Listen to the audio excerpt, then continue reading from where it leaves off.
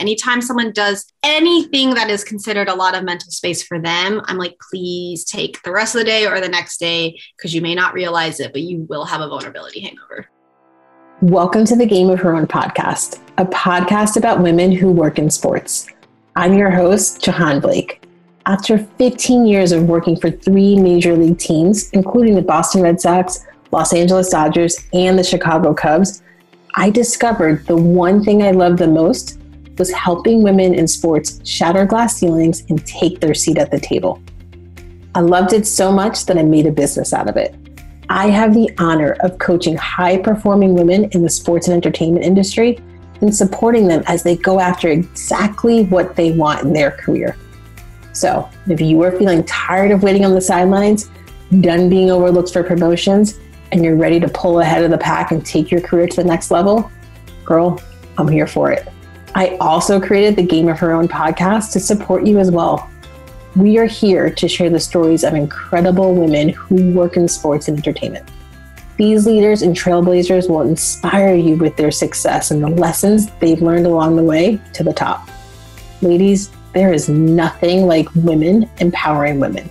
I am so honored you're here. Today, y'all are in for a treat. Megan Reyes is the founder of MAR Collective, a company that specializes in athlete marketing. She talks all about how she took the leap of faith to start her own business and the emotions around it, including leaving a full-time job with a guaranteed salary. I'm not going to lie though, my favorite part of the conversation is when we start to talk about mental health. Megan talks about why she created a podcast about mental health, how she manages, this is my favorite thing because I suffer from it too, how she manages vulnerability hangovers, how she got her confidence. I mean, you're dealing with athletes and athlete marketing. There's a certain level of confidence that has to come with that. She talks about the value of self-reflection. I'm telling you guys, you do not want to miss a second of my conversation with Megan. All right, Game of Her Own listeners, let's do this. Megan, welcome to the Game of Her Own podcast. I'm so excited you're here. Thank you so much for having me. I know we talked about this, in March when I got to meet you at She Believes Summit. And I love that we get to sit down and talk. We had so much fun. I know. It's funny how we met too, because when I saw you at the She Believes Summit at the welcome party, I was like, this is really creepy, but I know her. And I don't think she knows, she doesn't know me. And I've been following her for a while. So I'm going to go awkwardly say hi in real life. That's how it is now. Cause I remember you're like, I follow you. I'm like, oh shoot. But That's just like how it is. I do that all the time. I'm like, yeah, I know your whole life story. I've been following you. I know, it's right. It's just it just feels, and I don't know if it's an age thing, but to me, it feels so weird. And I'm like, God, I know this woman's like whole entire journey. And we don't even know each other. Like we've never met. It's really kind of weird. Yes. It's okay. We all embrace it. But no, thank you so much for having me. Of course. All right. Take us back in time and tell us when you first fell in love with sports. That's a good question. I probably fell in love with it before I was even born, to be quite honest with you. In my family, it's my brother and myself. He's 10 years older than me. And I wanted to do everything my brother did. Everything I love now, music, sports, taste in fashion, I got from my brother. And so he was a baseball player, played in college, coached after high school, to this day coaches my niece's softball team. So I grew up at the baseball field. I would hear stories all the time about how my parents were bringing me to my brother's games as like a literal baby. So I think I probably fell in love with it before I was born.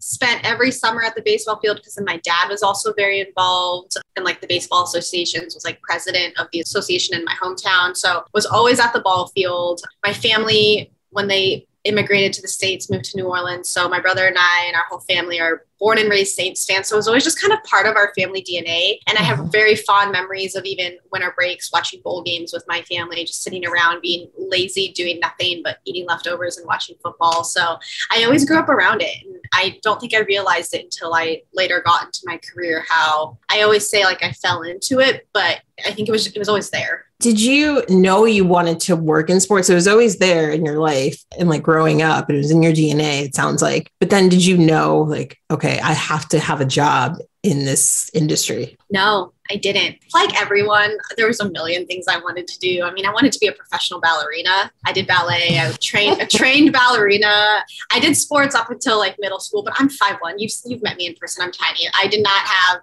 a long sports career ahead of me. But I was a trained ballerina. So at one point in high school, I wanted to be a professional ballerina before I realized what that entailed. And I was like, no. Not for me.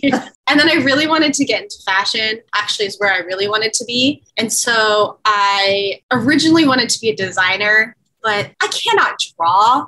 I am so creative. I'm like creative, but I'm not artistic. So drawing, designing was not in my cards. So I wanted to do like PR in fashion. Went to school with the intention of getting a marketing degree. Really, I wanted to be Lauren Conrad is actually exactly what I wanted to do, I guess.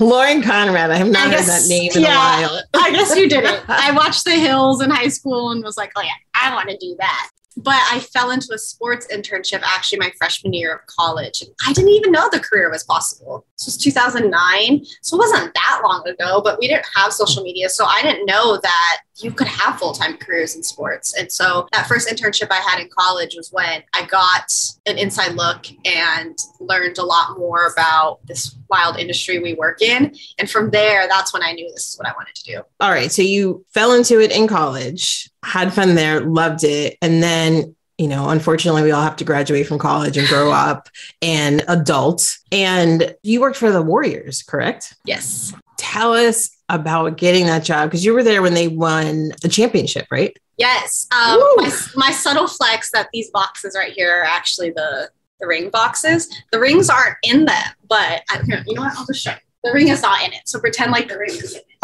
I'll pretend. This one's from 2017, but like it spins. So if the ring was here, it would spin. It's actually really cool. Stop. And there's lights that come down. You guys can't see this. There's lights that come down. Wait, and also, did everybody hear that? She said plural. Like she said rings. Here are my ring boxes.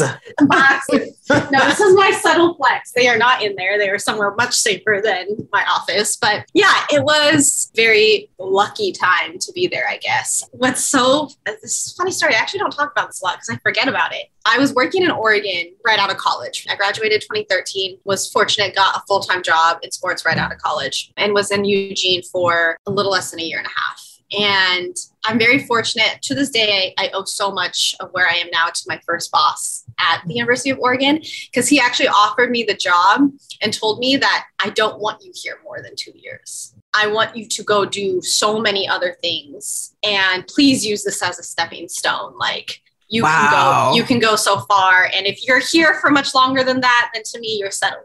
And so he was and is so incredible. If I need to, I can still call on him as a mentor and ask him questions. But when I was ready to move on, he was very involved in the process as far as helping me, because he was supportive about me moving on from day one.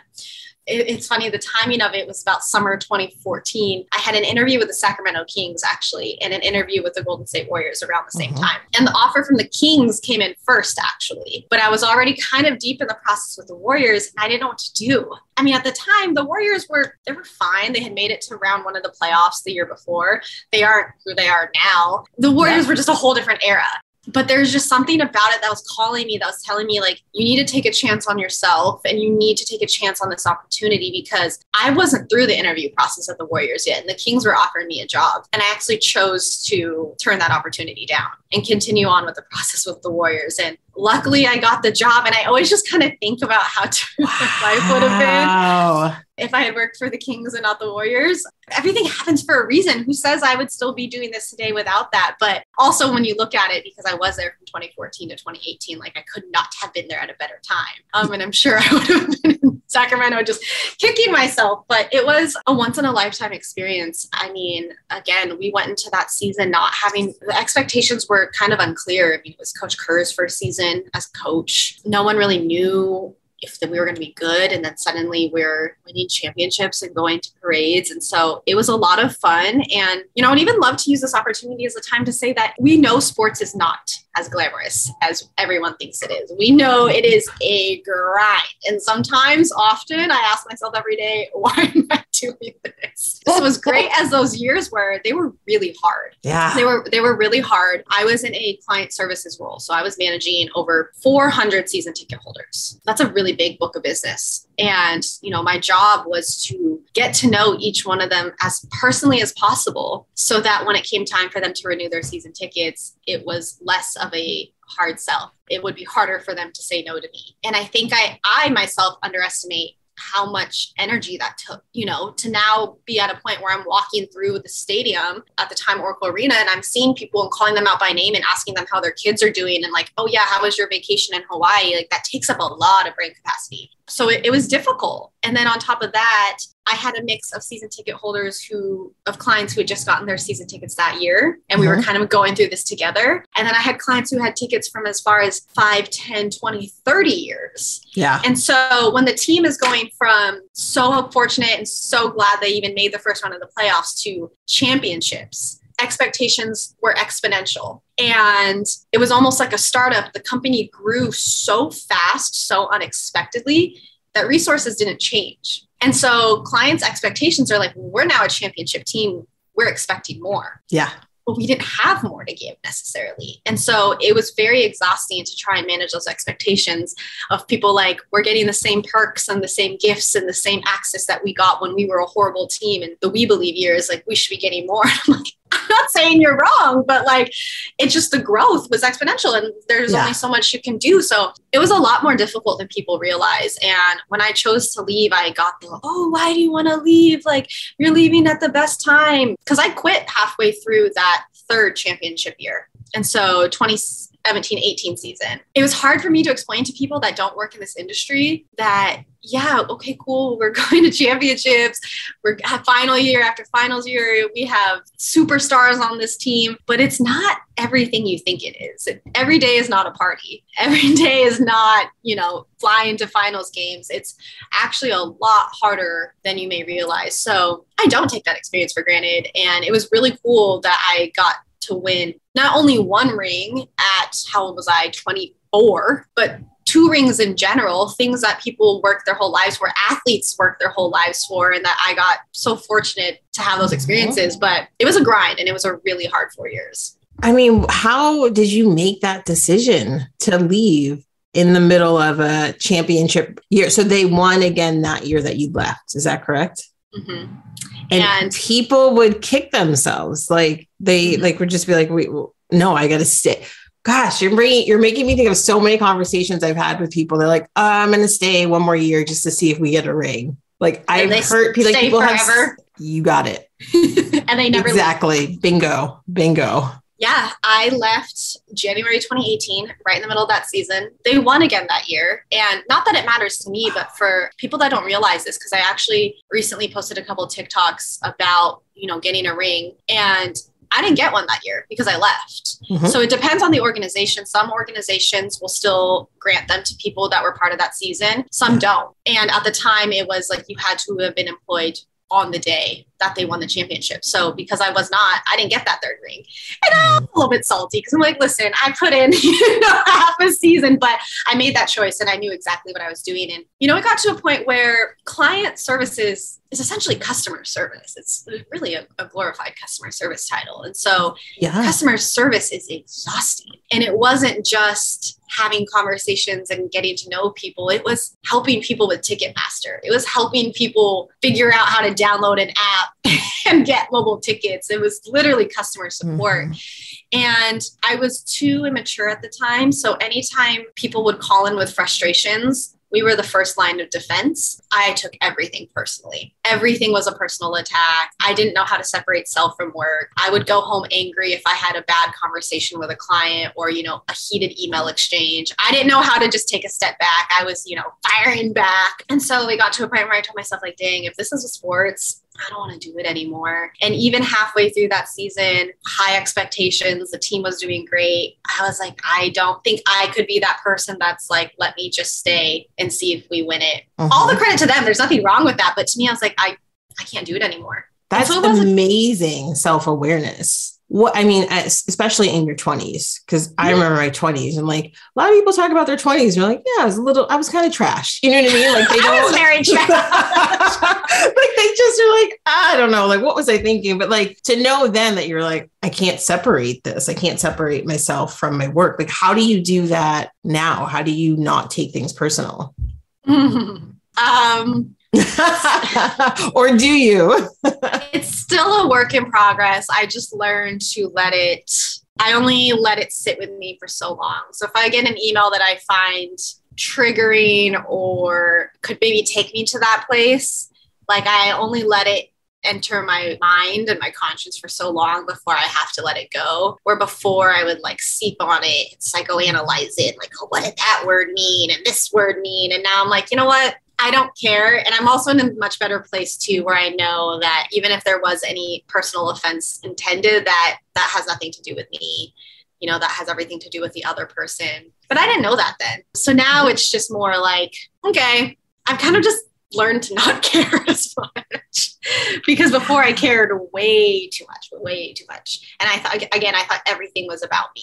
It's hard to not think that things are about you and not take things personal when somebody sends you an email and it's charged with language that you are like, wait, are you being an asshole here? Like, what do you like? Are you trying to make me feel bad? Like, wait, are you like in reading between the lines and like making up a story as to what the email means based off of really your own insecurities?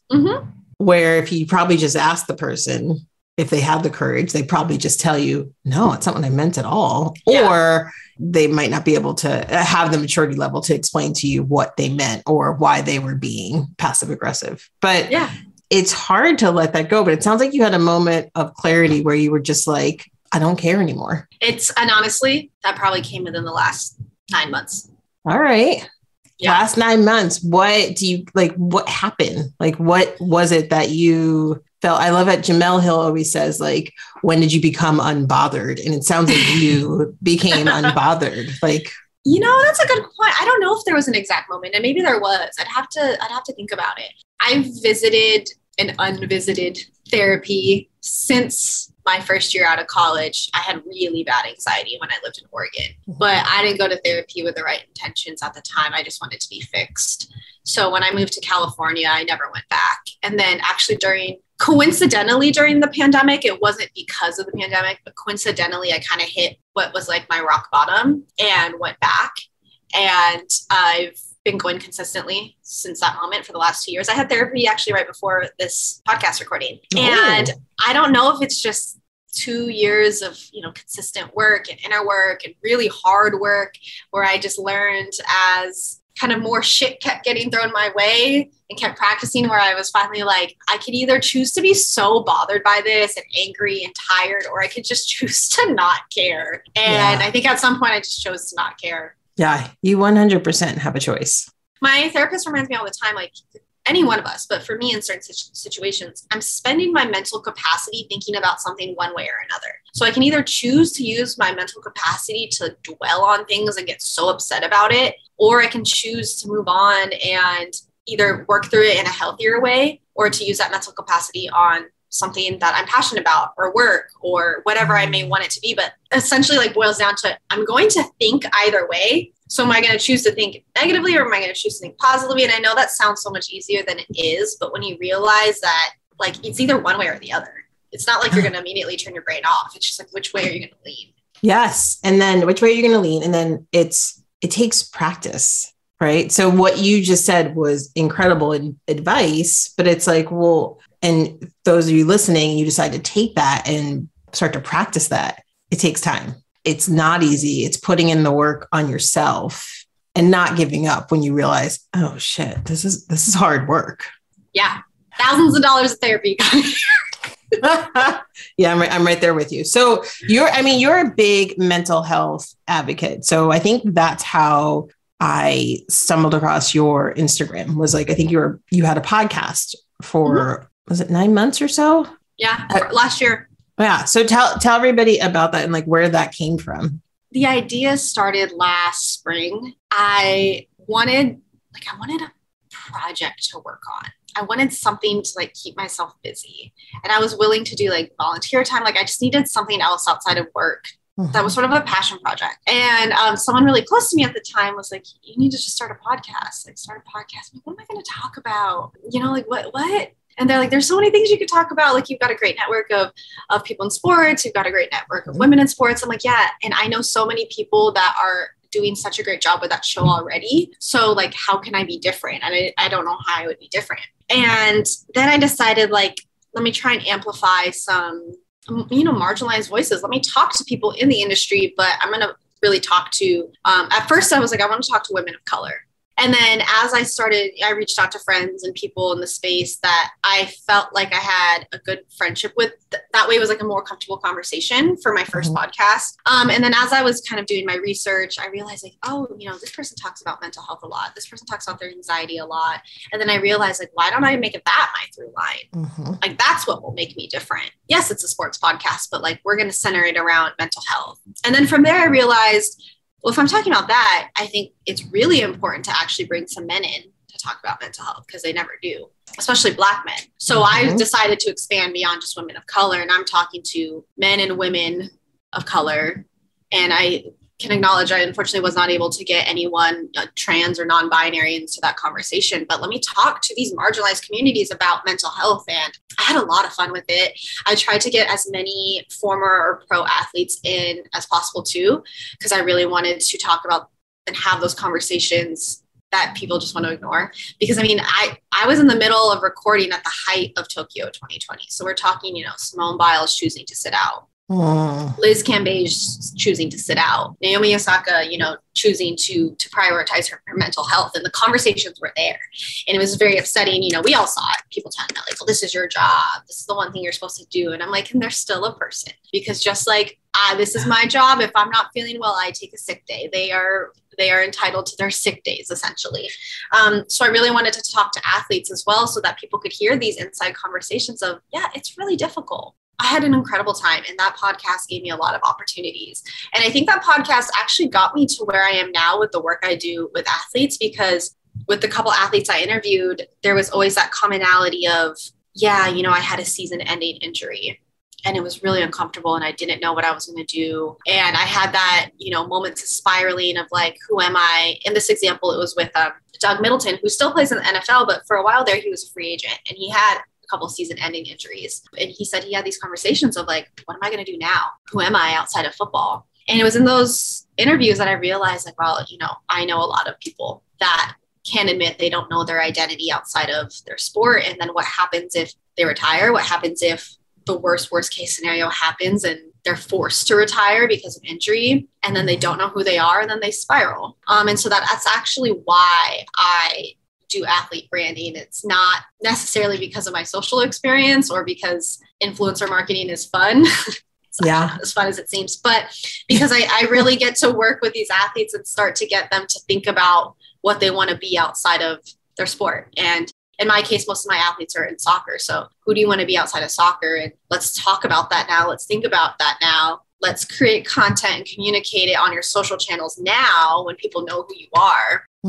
So whether that time comes on your choice or not on your choice in the future or in the near future, if you choose to become a real estate agent, it's less of a force and it's less of a learning curve for your audience because you've already been talking about your off the field passion. So a lot of love to that podcast. It was my baby. A lot of really good conversations. I know I shared things on there I'd never shared publicly, and my guests as well. I hope it helps somebody out there. That was my intention, is if just one person can relate, and if one person can feel less alone from my story or my guest stories, then regardless of money made or money spent, it was worth it. And I think it was. And then from there, I was also able to find out more about myself, and really got me to what I'm doing now. I'll link to it in the show notes so people can listen to it if they haven't already. What's the name of it? Amplified. So I was trying to think of names, and I actually called my best friend, and I was like, you're good at this stuff. And she's going through it. She's like, ooh, you're amplifying stories. Why don't you call it Amplified? I'm like, love it. Let's go with it. Yes, that's so funny. My best friend named this podcast as well. So really? Yes. I was like, I don't know what to call it. For the longest time, it was just women in sports. Like the first 5 episodes, like nobody knew. So I just like didn't do an intro part. But yeah, I was like, I don't know what I'm going to call it. And she came up with the name. It's hard too when it's your own because there's like emotion tied to it. You almost need someone removed from it to name it for you. Yep, yeah. Exactly. Hey, Jahaan here. I hope you're enjoying the interview. I'm sure you are thinking about your own career right now and how you can pull out in front of the pack to take your career to the next level. For 18 years, supporting women in sports has been my favorite part of my career, and I would love to support you. Whether it's joining my free Game of Her Own community or one of my one-on-one coaching programs, I am here for you.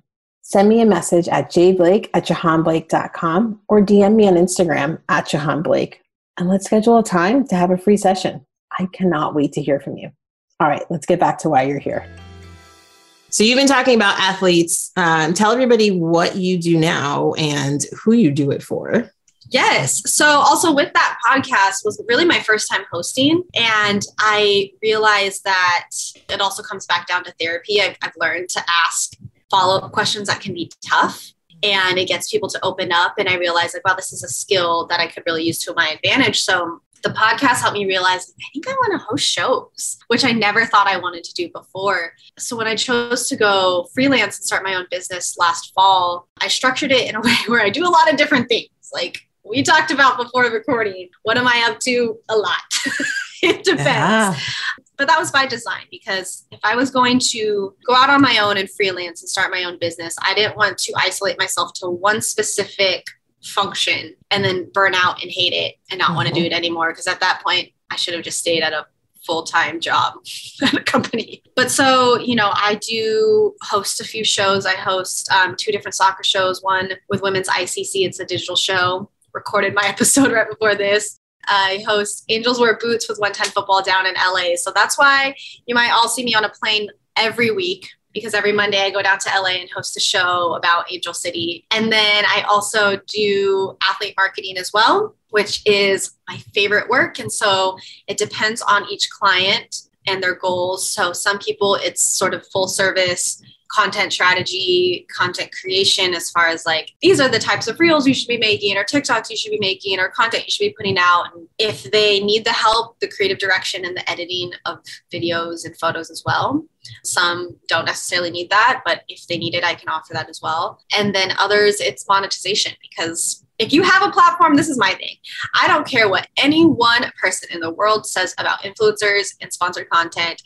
Worry about your own coins. If you have a platform and you can monetize it, do you, and do not care what other people think. Yes. Because amen. I 100% agree. They just wish they could monetize their name like you can. And so a lot of it too is monetization and brand partnerships. So I'm not an agent because I didn't go to law school. I would do horrible in law school. And I can't read. I mean, I can read contracts, but I would not contract advise. Definitely would tell them to either ask their own agent or lawyer. But I sort of act as a influencer associate, essentially, that middle person that reaches out to brands on behalf of them. And what's funny is I do this for them, but I actually have an agent who does this for me. And that's because I've learned that it's so much easier to advocate for someone else, just like you had, and I had someone name our podcast for us because there's emotion involved. It's difficult to advocate for yourself. When a brand reaches out to you and says, what are your rates? It's difficult to say, this is what I am worth. I can't do that for myself. But when it's for my clients, I have no issue being like, this is her rate. This is his rate. That is what they are worth, because it's not my brand. It's not my name. I don't have emotions tied to it other than I'm protecting their best interests. So I kind of act as that middle person. And I take a lot of pride in it too, because I have been on the brand side. Sometimes it really depends. I don't think people realize this, but influencer marketing is still so new that there are some companies that have strictly an influencer marketing and influencer talent management division. And some brands don't, that they put that on the social media manager, or they put that on the marketing team, not realizing that it's its own very complex thing. But I've been on the brand side working with creators before. And so I take some pride in thinking and feeling that I can speak both languages. I know what brands are looking for when I'm pitching them. I know exactly what they want to hear in those 3 sentences.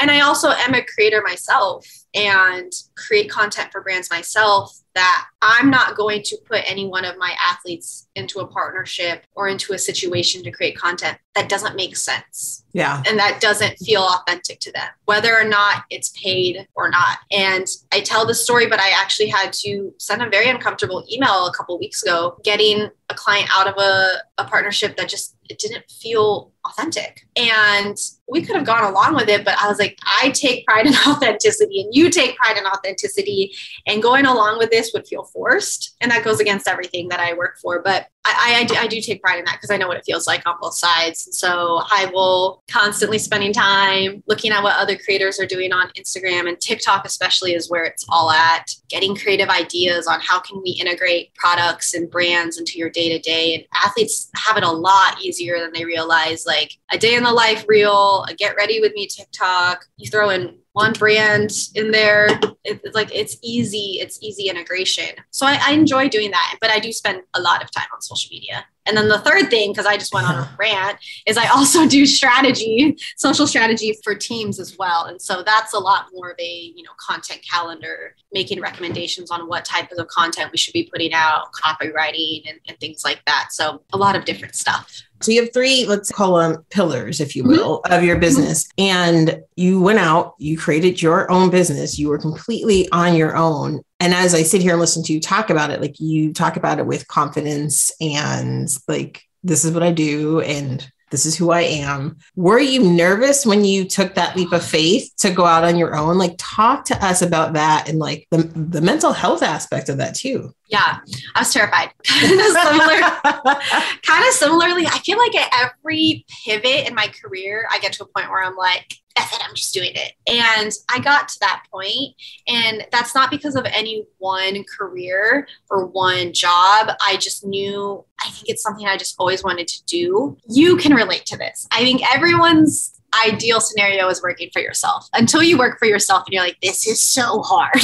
So it's so hard. It is so hard. So I don't always recommend, and I always kind of make jokes. Do not listen to LLC Twitter. It is not as easy as you think it is, because it is a lot more money than just spending however much to incorporate. It's a lot more than that. But I got to the point where I was like, life's short. I want to do this. I had gotten the confidence really over the course of 2021 through the podcast, through the reception people were giving to the content I was creating and the things I was doing. I was like, I think I can do this.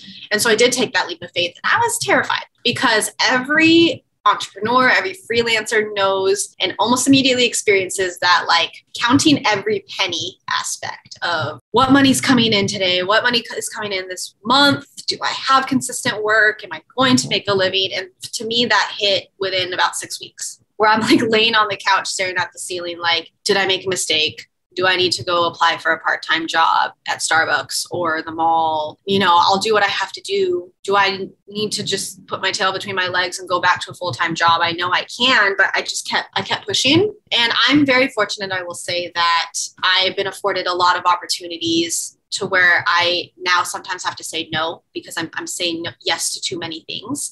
And I will say that I know that is not the case for everyone. And freelance is not always that easy for everyone, to where opportunities are coming in, because again, I'm also fortunate that a lot, if not all of my opportunities in each of my 3 pillars were all brought to me, people reaching out to me, and not necessarily me having to go prospect for work. And I know that is not the case for everyone. So I don't take that for granted. It was still very scary for me at first. I was terrified, and someone with anxiety, that spiral was really hard to, I had to let myself only spiral so much before it was like, okay, we're not going down that dark rabbit hole. But I really couldn't have done it without just all those years of therapy, all those years of working on inner self and confidence, because it really is exuding confidence. And I will give the advice of anyone listening to this that you might look at entrepreneurs and really anyone out on their own and be like, wow, they're so confident. And not to say they aren't, but a lot of times we are faking this shit out here. Even your biggest and favorite entrepreneur is probably at some point having to fake that confidence, because you have to. And it's not as easy as it seems. I mean, it's exhausting. Like I'm tired all the time. Yeah, I say it to my husband all the time. Like, I'm tired. Like, to show up and have the confidence. And I believe in the work that I do, and I believe that I'm good at it. But you also get you get nervous. You get, you know what I mean? Like, you get in your own head, and sometimes you're like, and you go down those rabbit holes, and you have to pull yourself out. Like, all that takes takes a huge toll on people. Yeah. Like, I am speak for myself. It definitely takes a huge toll on me when I go through, especially anytime I do anything big. I always tell people, I'm like, okay, I have a big, whatever, I'm hosting a panel this day, or moderating a panel. I'm going to have the next day, I'm definitely going to have a vulnerability hangover, and I can't schedule anything. Like, I have to schedule stuff around it. Like, oh, next day, don't schedule anything in the morning. Like, I'm going to need a minute before I can actually function like a normal human. I love that you bring that up. Vulnerability hangovers. I have to do that as well. I have to know, even if it's like, because I travel to LA every Monday, like, I just have to know my Tuesdays are me days. Because it's not even so much vulnerability sometimes, as much as this past Monday was, but it's just more that I know I'm not going to be my best self, and I just have to give that day to myself. But yeah, the vulnerability hangovers happen to me all the time. After any of the speaking engagements I've done in the past 6 months, a lot of them being about mental health. And I remember I did a keynote for women in soccer in December at the USL Winter Summit. It was my first time doing a keynote. As much as I've gained more confidence and enjoy speaking, I don't love public speaking. I was terrified. What? And wait, you're a host. You host like Angels Wear Boots, NBA, right? NBA 2K League. Like, you do all. I'm on a computer. Yeah, that's a good point. Like, you just, I'm like, oh yeah, that totally. Yeah, like tracks. 2K's Twitch, WICC I do, from home. Angels Wear Boots is a live set, but it's, 4 of us on set, and it's streaming live, but to speak in front of people. You don't see the people. Like, you don't know, like, you hope it's well received, and you'll know from whatever. But I can't see their faces. Yeah. I can't see if they're texting while I'm talking. Then I'm like, oh shoot, I'm boring.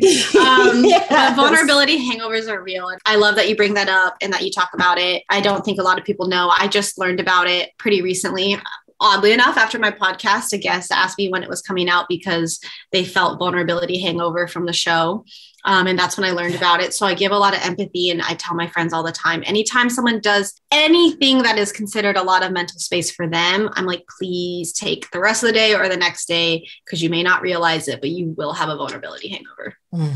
Yeah. And it hits everybody different. Like, some people just, like, it could be the smallest thing in your mind, what they're going through or what they're executing on, but to them it hits completely different. So like, all the managers out there, like, when your team, like, someone on your team doesn't respond in the way that you think they should, it's just like they may not even know what they're going through. I didn't have a name for it for the longest time, like, well after I left working for somebody. Like, when I finally figured it out when I was on my own, I was like, oh, that's what this is. Yeah. I would say too that it goes beyond just like sharing something personal, kind of to your point. Like, when you are a business owner, anything that we do, any product we put out is our baby. It's a reflection of us. And so it feels like a vulnerability hangover because it is an extension of you. So anytime even when I do things like share a client or reshare a client's work, it gives me a lot of anxiety because I feel vulnerable because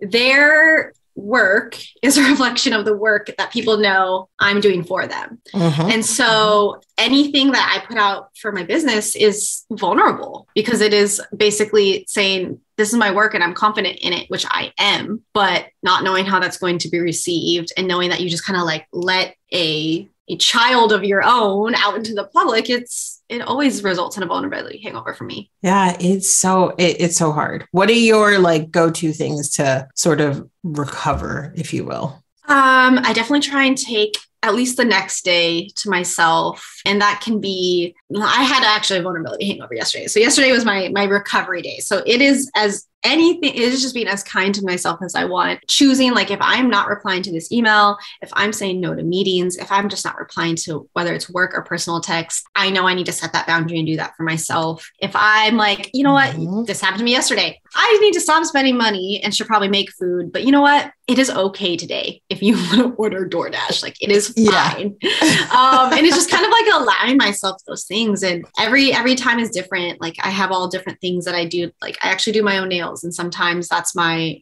zoning out. Is it takes, a couple hours if I want to do it well, but I get to just sort of take my mind off things, decompress. It's my form of self-care, but every time is a little bit different depending on the scenario. But it's really just like, how am I saying yes to me that day? I love that. How are you saying yes to you that day? And you have to protect that time and carve it out. Because if you don't, people don't know, or they just don't care.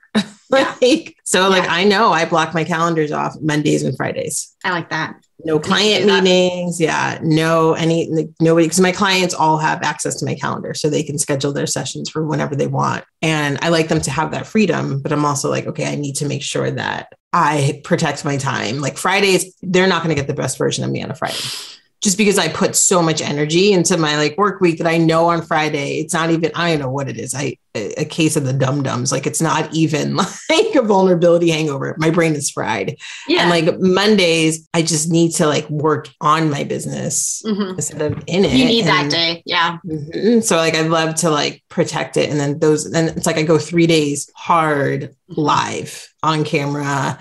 Everything's on Zoom. Some things, thank God, are in person now. But you have to protect that time. Yeah. And some days, saying yes to me is choosing to lay on the couch and binging a show for 4 hours. But I've learned to just do this quick, almost assessment with myself.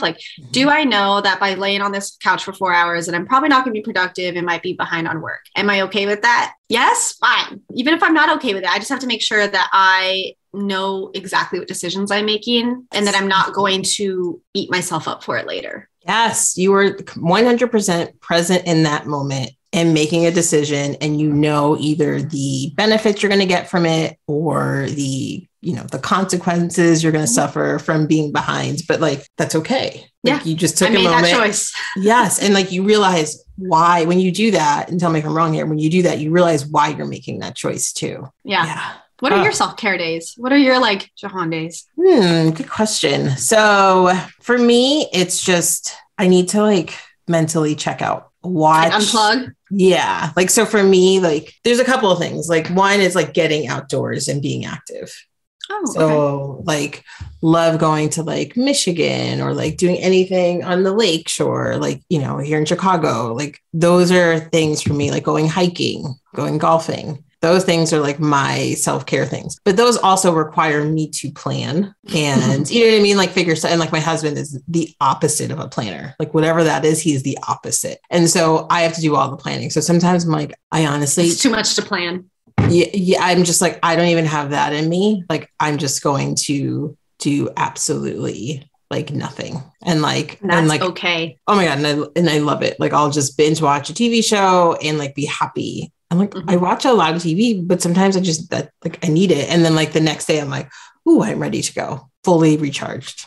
Yeah. I'm having to learn and trying to remind others that rest is productive. It might feel lazy. I grew up in a very a busy kid is a good kid mentality. And I think that really stuck with me in my adult years, to where if I'm not being busy, I'm not being productive or useful almost. Yeah. That I'm actually almost having to unlearn that, where rest is okay. I used to shame myself for just laying around and doing nothing and would be so hard on myself. But I'm having to learn that no, I can't, you're saying, I can't go 100%, to start my week. Or for example, on Mondays are exhausting for me because I travel. So I do absolutely nothing on Sunday. That's okay. And I'm learning to not shame myself for it. Otherwise, Monday is going to be horrible. And then Tuesday, and then it's just a domino effect. So rest is productive. Yes. Exactly. It becomes a domino effect. If you're just hard on yourself, it's okay not not to do anything. I spent a lot of money on a couch because I wanted a really deep couch because I love my couch. Like it is such a rewarding thing to sit on it. Like I love spending time and I'm like, one time my husband asked me to do something. I'm like, oh no. Like you didn't plan. I'm not helping with this. This is my couch time. I need to sit and I know I look like I'm doing nothing, but like, that's what I need to do in order to be able to function tomorrow because tomorrow is a big day. So leave me alone. Don't bother me. Don't come back to the couch. Yeah, he was not happy with me. I was like, whatever, sorry. But now what's funny is now he does that to me. Now he like gets it. He's like, oh, smart. Yeah. So are you ready for some rapid fire questions? Let's do it. All right.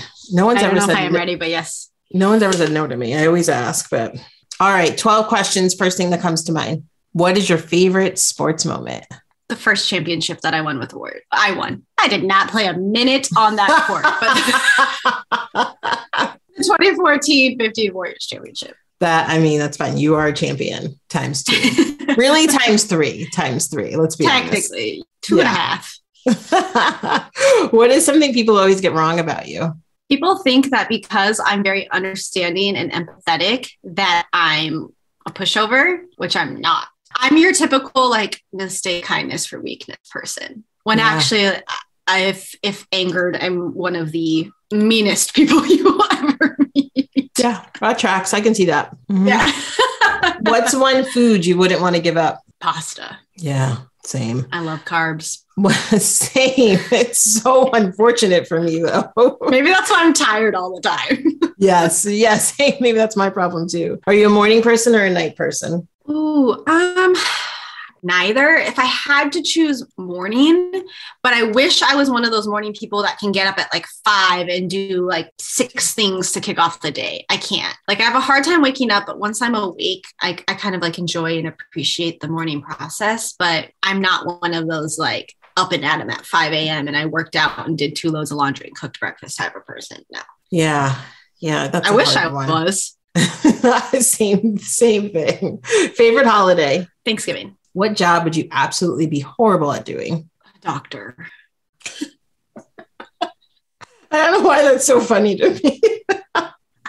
What product would you seriously stockpile if you found out they weren't going to sell it anymore? This goes back to the earlier question. Just so you all know, she just leans in close to the screen like she's going to tell us something really good. The frozen penne arrabbiata at Trader Joe's. Oh, I see that all the time. It has dairy in it and I want it so bad. Does it? I'm almost positive it does. Oh, I'll have to check because I've got like 5 in the freezer. But so they sell out of them really fast and they either have it or they don't. And the last time I went and I asked, and apparently they unless she was blowing smoke up my ass, they apparently literally come from Italy, which is why they either have them or they don't. Because if they're out, it takes longer for them to get a restock. But if I found out Trader Joe's was discontinuing that, like I will call corporate and be like, I will place a wholesale order. Yes. They are known for canceling, like all of a sudden, like, they just we're not doing that. Yeah. Mm-hmm. I'm like, wait, you could have gave me warning. I could have stocked up. Like I could have, had a moment, like just kind of. What's funny is it's not even, it's literally penne pasta and arrabbiata sauce. It's not anything special, but it's the convenience for me. So that goes back to my earlier question. I couldn't live without pasta. Yeah. Now I'm super hungry. All right. What's your favorite app? TikTok. I knew you were going to say that. Twitter, Facebook, LinkedIn, or Instagram? Twitter. Who is your biggest inspiration in life? This is going to be a weird answer. Myself. Oh, say more.